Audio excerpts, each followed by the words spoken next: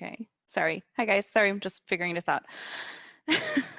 Hi, I'm Alessandra. I work at the CNA, the Centre National de l'Audiovisuel in Luxembourg, and I'm their digital curator, so I'm in charge of all of our digital collections, and I'm spearheading our digital preservation access strategies and policies.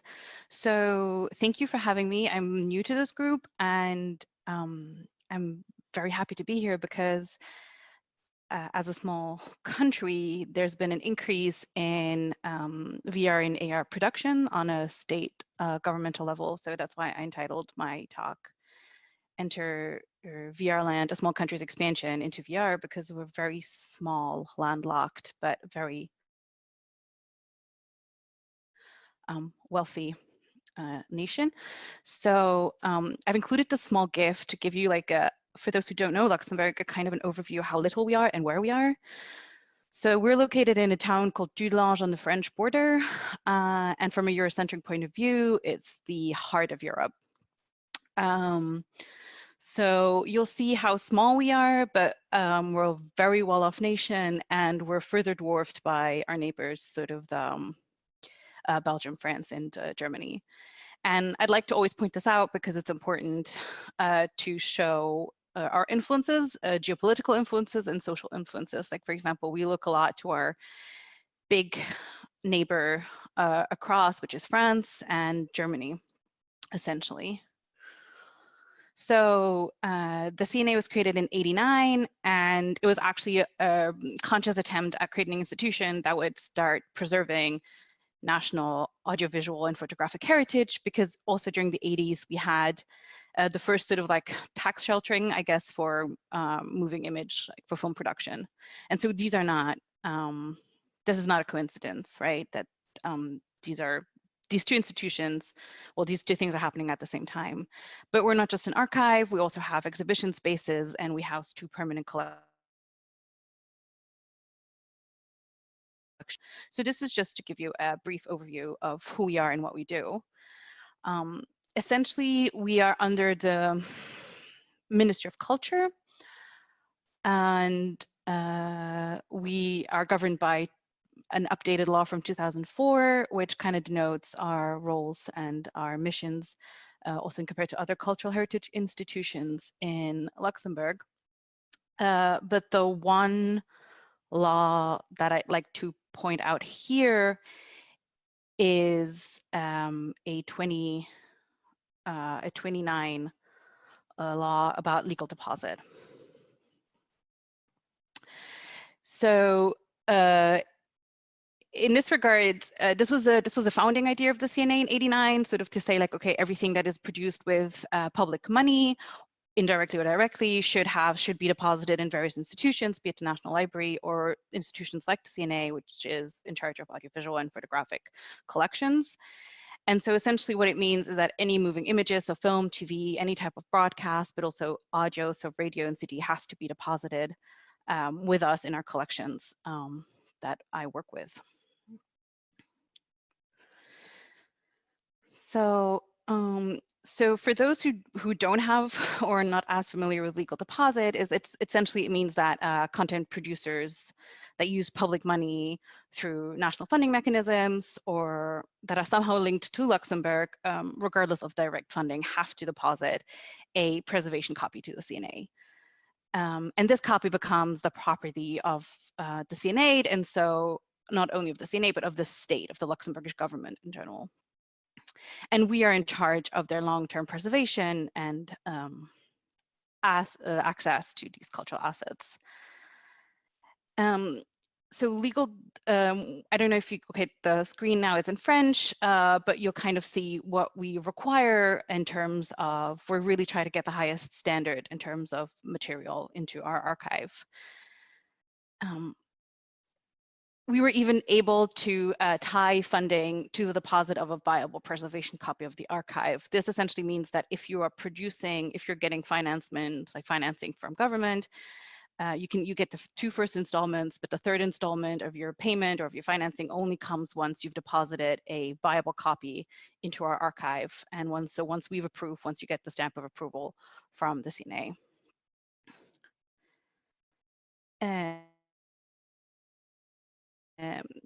Furthermore, since the European Union, for those who are familiar, are very good at fostering sort of like cinematic co-production, so multiple countries working on one film, everybody bringing their own national financing to it, we've been kind of unofficially able to implement something that we call a majority-minority rule, which means that since Luxembourg isn't always majority stakeholder on a film, for example, we therefore have less of a claim to a master copy.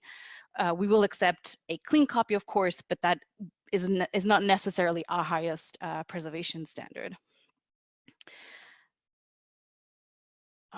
So we do this because there's high volume of content being produced in Luxembourg. Like, you'd be surprised how much we produce as a small nation. But this, of course, helps us to prioritize intake. We'll apply different preservation levels. So we're going to be much stricter, and we're going to have a more intense workload when it comes to majority productions, or when they're 100% Luxembourgish productions. And this also raises concerns if, depending on who we are in production with. So say if we're working with France, France has a really good legal deposit scheme. So we're less concerned if we don't necessarily have the best copy, but a good copy, because we're confident in France's legal deposit laws. And ideally, we would have member states of the European Union work collaboratively together on this. One of the ideas that I've always championed and wanted is sort of like a database where all of this would be informed and documented. And I would also have access protocols according to the various stakeholders that have invested money in European productions. So why am I telling you this? It's because we've seen an increase in immersive media productions in Luxembourg. And whereas in other European countries, production and archive are the same institution, in Luxembourg, it's not the case. They're not even different ministries. So as you can see, you have the Film Fund, which is essentially the funding body, as you can see here, like over, they're under the State Ministry, and CNA, where I work, we're under the Cultural Ministry. And so not only in a multi-party system are they different ministries, but they're also different ministers from a different party.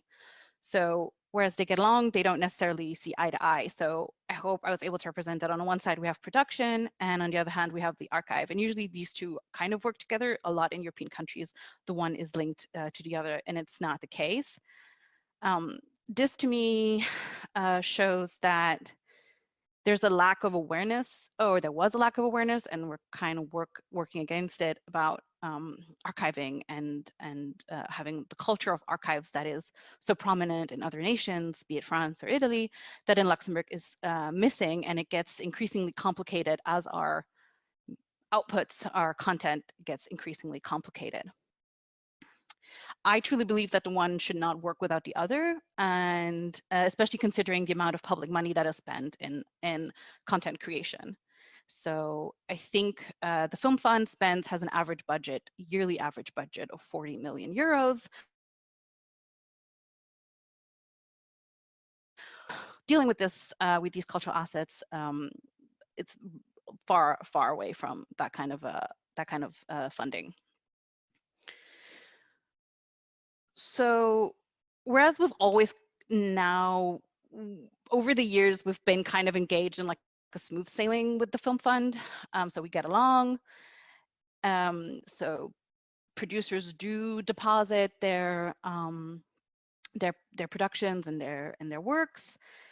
We've seen in the last year that the Film Fund has increased the budget and financing of multimedia, mixed media, sort of, everything that's, virtual reality and augmented reality. There's been a massive boost, and that starts becoming complicated in regards to the work that we're supposed to do at the CNA.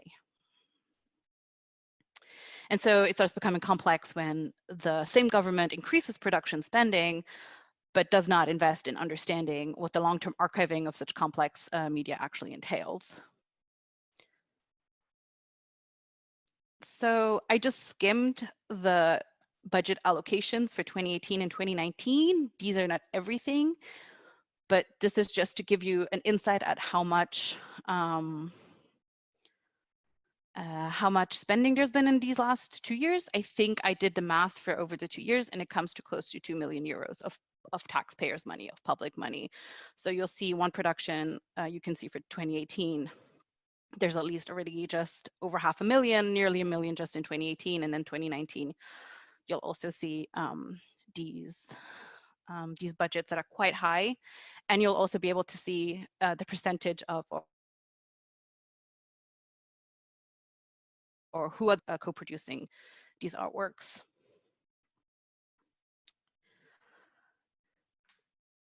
And this is just 2018 and 2019, and with legal deposit, the law stipulates that once these works have been distributed, they have 12 months, which is a short time when it comes to moving images, but it gets more complex when we're talking about VR artwork. They have 12 months to deposit. They have 12 months to deposit the work into our archive. So all these titles will potentially eventually end up on my desk somehow through legal deposit. And since we're very new to this, I don't want to sound negative, but we're grossly underprepared. And personally, as a digital curator in good conscience, I am unable to kind of say, sure, I'll take this and I'll be able to archive these long-term, no problem, and you'll be able to access them whenever you need them. And because it's such a complex topic, I'm not even quite sure how our co-producing countries are able to handle this. There's a survey out there from the European Union about which countries has legal deposit, but then I'm not even sure if virtual reality artworks or productions would even fit into that legal deposit, and who would be the archive that would have it. It could be a library, it could be a national library, it could be the audiovisual archives, like it's in our case, but I don't know yet, and that's something that I'll need to be investigating. What I'm mostly concerned about is, of course, the trust that the public has in us, and I really don't want to break that trust. So eventually what we are looking at is kind of telling both ministries, so the Ministry of Culture and the State Ministry, to waive sort of the deposit law when it comes to virtual reality artworks or augmented reality artworks, which of course is a little scary when you go up to somebody and you tell them we can't do this, but I'm trying to figure it out, so I hope they'll be lenient. And the idea is to move to a voluntary deposit scheme that will help us to kind of figure out how we're going to go about in dealing with these complex artworks. And so, which is why I'm also very happy to be in this group, to kind of see what can be done and how we can set ourselves up to really fulfill this mission. Because again, there's a lot of money that goes into these productions, a lot of time, a lot of budgets. So, it's the responsible, sustainable thing to do. So, and this is another thing I would like to point out, is that what truly irks me, if I can be very personal about this, is that there's a totally missed opportunity from our government's level, because we went from just a mere VR corner a couple of years ago to like a big VR pavilion in just a few years. And these are intense and important collaborations, but that personally, nevertheless, kind of missed the mark regarding true innovation and integration of different governmental groups to work together and across silos to truly kind of be, I wouldn't say at the avant-garde lively and participate nationally and international to kind of like conversations about how to deal with immersive media. Because we don't really only need funding mechanisms to produce all these items, all these works, but the Luxembourgish government should kind of invest financial and human resources in this, because as we all know, this doesn't only pertain to the arts, but it goes way beyond to other fields and other studies.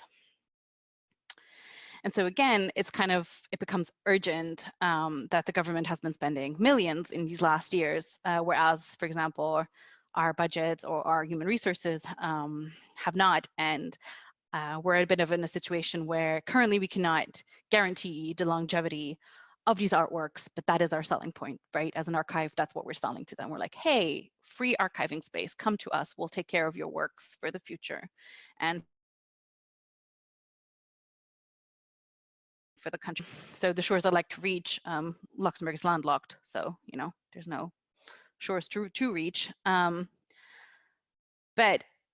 essentially what we're aiming for is what I've been calling archiving by design, is that if long-term preservation of cultural assets is kind of state mandated, then it becomes obvious that archival institutions cannot come into play at the end of a production process, but should kind of come in the beginning. So this is kind of an idea that we've been toying with to kind of create toolboxes from the start. And these toolboxes don't only, not only about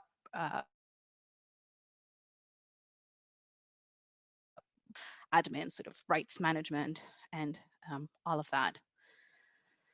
So essentially, it feels like a really missed opportunity from Luxembourg, and that's something I'm trying to work on. Who they clearly want to be #1 in production and financing, and I came across, if I go back to one slide, actually, if you read that one thing, the pinkish, salmony looking color, eventually, so it reads, yeah, Film Fund Luxembourg has the pleasure and privilege again to rely on the creative input, the production skills, and the VR exhibition expertise of PHI in Montreal for this year's edition of the VR Pavilion. The ties built with PHI and the international VR community have resulted in ambitious projects and tangible results for Luxembourg film professionals. We look forward to continuing our cooperation and following new paths to shape our audiovisual industry of tomorrow. So of course, when I read that, it's truly brilliant, and I'm very happy that we're moving in this direction, but they're kind of missing the larger point, I feel, and the kind of a missed opportunity that I'd like to kind of think about in terms of this idea of archiving by design. Because so none of our cultural heritage institutions have research and development services or people that can do that. So, and I don't even think that we all need a R&D department. We're a small nation, we can figure this out collectively, but that the idea would be that we could maybe work towards a nationwide institute that would ask all these questions, consider all these artworks, and be truly a testing ground for experimentation and playing around, but really from the design and the production stage, really truly from the beginning and not towards at the end, that we can communicate and collaborate with all these content producers, so that when these assets come into our archives years later, that we kind of have a history of working with them or history of the object that we can then trace and really deal with in a way that is respectful of the artwork and the work that's been going on, and respectful also towards the public and the money that they've invested directly or indirectly in these assets. So again, this is very much a sketching out phase. This is something that I've been thinking about with one of our partners. But just say these things out loud and maybe go on and kind of try and raise awareness nationally and see what other collaborations are out there beyond our borders to kind of make this a reality. Because currently the CNA cannot accept VR projects without flagging or raising these concerns.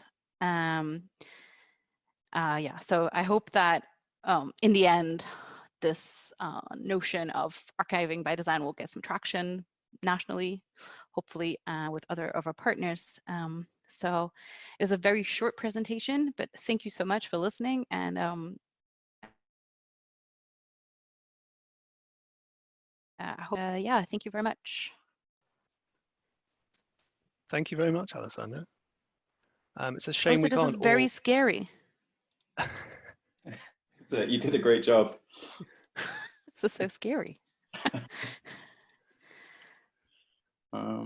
Does anyone? Yeah, sorry, Tom. You go. Sorry, I was just going to say it's a shame we can't all audibly clap, but I imagine everyone is. I'll take your little icons in the bottom. Thank you. Oh yeah, we can do a reaction, can't we? There we go. Yeah. Nice. So I mean, I've got a question I could kick off with. So I really like this idea of archiving by design, and it's something I guess Jack and I have been thinking about in terms of the recommendations we want to be able to make to artists. Like, what do we what's reasonable to like get people to do as well. So I was kind of curious, are there like examples of this archiving by design in Luxembourg for like other types of media, or whether you know of them happening in other fields, in other places in the world? So in Luxembourg, definitely not.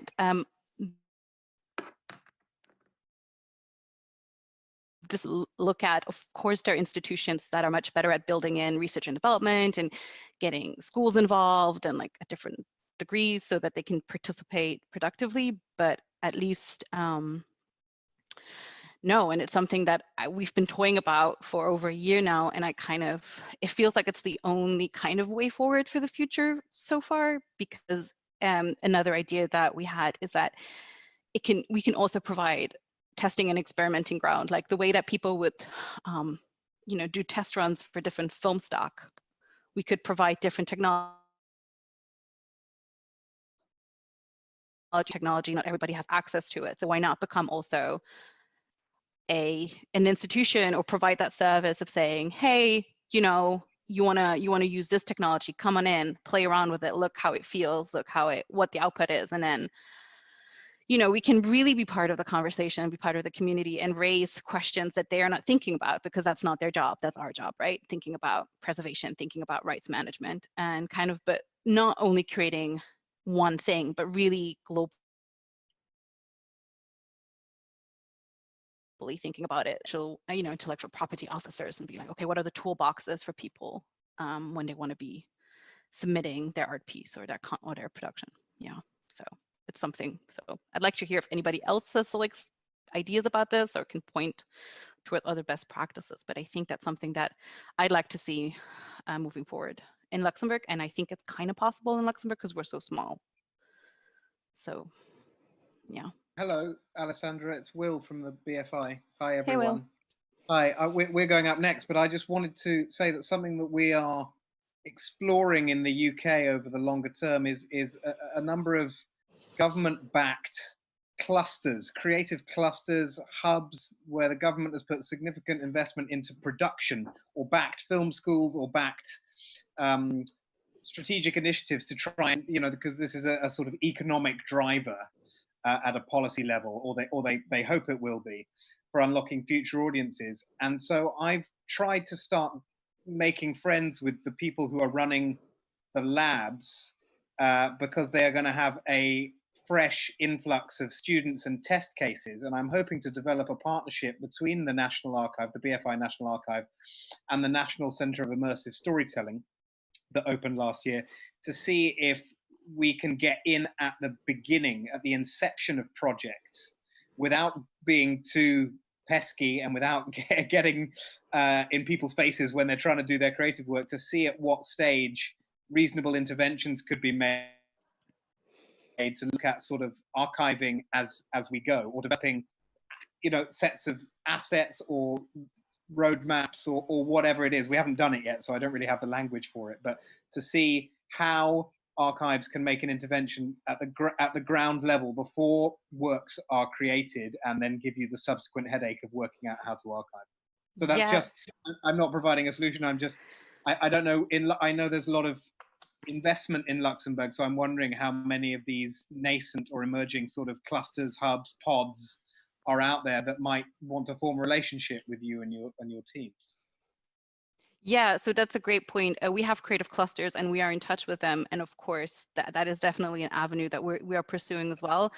And you're up, and also with the labs. So one of our partners is all about incubators and new technologies and startups. And so we're trying to find